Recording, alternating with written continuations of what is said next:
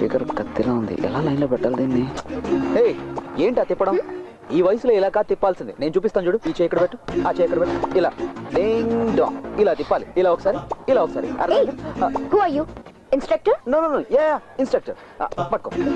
అలాగే ట్విస్ట్ అంత ఎక్కువగా ఉండకూడదు. ఎక్కువగా ఉంటే నడుము పట్టేసుకుంటుంది. అదిగాక ఏం చేస్తున్నావు?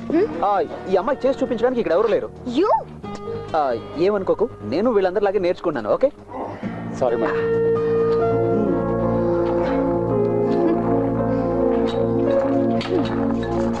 Good morning.